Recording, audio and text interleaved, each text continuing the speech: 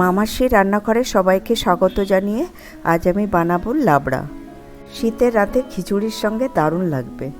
তার জন্য আমার ঘরে যা তরকারি ছিল তার থেকে মোটামুটি সব তরকারি একটু একটু করে কেটে নিয়েছি। এবার কড়াইতে সর্ষের তেল গরম করে তেজপাতা, দুটো শুকনো লঙ্কা ফোড়না দিয়ে দিয়েছি। তেলটা একটু বেশি করে দেব। এরপর 5 ফোড়না দিয়েছি। এবার 1 চামচ আদা বাটা দিয়েছি। আদাটা ভালো করে ভাজা হলে লম্বা লম্বা করে কেটে রাখা আলু ও ফুলকপি ভাজতে দিয়েছি। এবার মশলাটা গুলে নেব। তার জন্য একটা বাটিতে 1 চামচ জিরে, 1 চামচ হলুদ, 1 চামচ শুকনো লঙ্কা গুঁড়ো, 1 চামচ ধনে পাউডার জল দিয়ে গুলে নিয়েছি। এবার আলু ফুলকপিটা একটু লাল লাল করে ভেজে মশলাটা দিয়ে ভালোভাবে কষিয়ে নেব।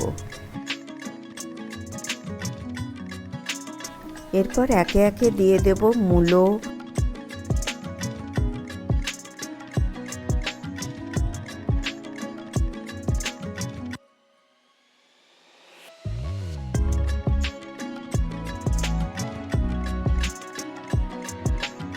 কুমড়ো,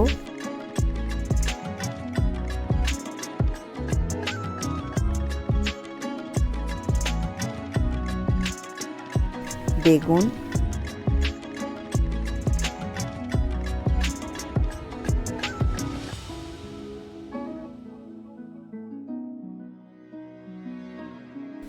ভালোভাবে নেড়েচেড়ে একটু ঢাকা দিয়ে দেব 5 মিনিটের জন্য। 5 মিনিট পর দিয়ে দেব ঝিঙে, একটু নাড়াচাড়া করে দিয়ে দেব বাঁধাকপি।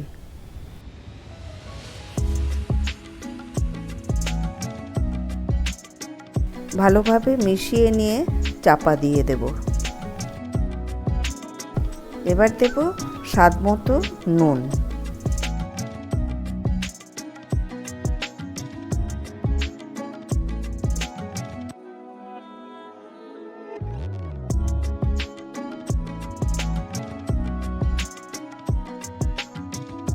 তারপর পালং শাকগুলো দিয়ে দিলাম। ভালোভাবে নেড়েচেড়ে নেব।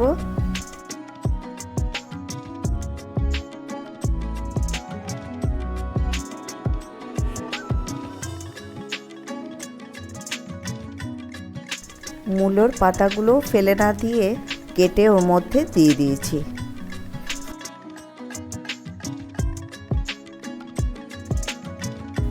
এবার ভালোভাবে নেড়েচেড়ে এটা চাপা দিয়ে রাখবো। 5 মিনিট বাদে ঢাকা খুলে দিয়ে দেব সর্ষে বাটা। কেউ না চাইলে নাও দিতে পারেন, এমনি শীতকালীন সবজি ভালোই লাগবে।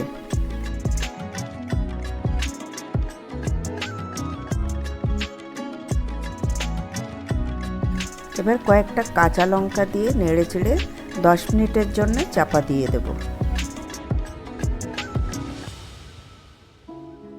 এই সময় ফায়ারটা হাইতেই থাকবে। সবশেষে দেব 1 চামচ চিনি।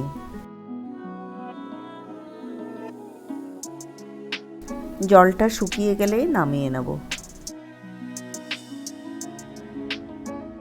যদি ভিডিওটা ভালো লাগে সাবস্ক্রাইব করে আমার পাশে থাকবেন।